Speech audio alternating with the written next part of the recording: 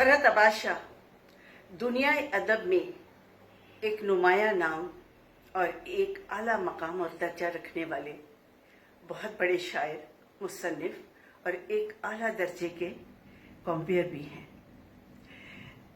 अहले ज़ौक़ के समातों की प्यासी धरती पे उनके कलाम की जो फुहार गिरती है, उसमें जो वो खुशबू आती है जो एक खुश्क मिट्टी से आती है, एक प्यासी धरती से आती है, तो वो तारीफ बनकर वो खुशबू सुनने वालों को मसहूर कर देती है।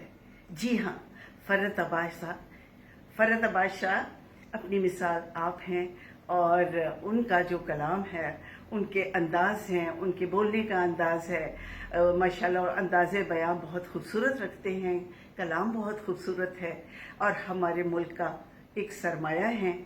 अल्लाह ताला उन्हें उम्र तवील अता फरमाए और इसी तरह अपने अदब से, अपनी नज़्मों से, गज़लों से, शायरी से, नसर से और अपनी कंपेयरिंग से इसी तरह अपने जलवे बिखेरते रहें और हमें नवाजते रहें अपने कलाम से।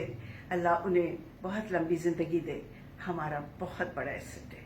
Thank you.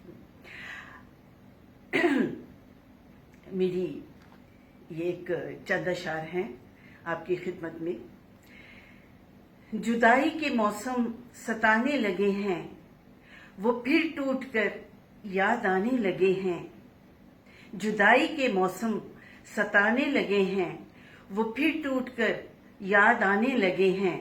तख़य्युल की परवाज़ को कैसे रोकूं, तख़य्युल की परवाज़ को कैसे रोकूं, वो गोया मेरे घर फिर आने लगे हैं।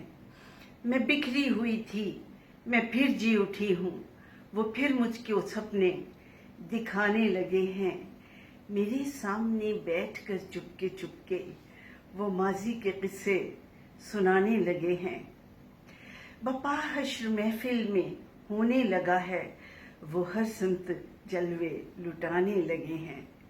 निशो रोक लो देखो जाने लगे हैं, मनाने में जिनको जमाने लगे हैं।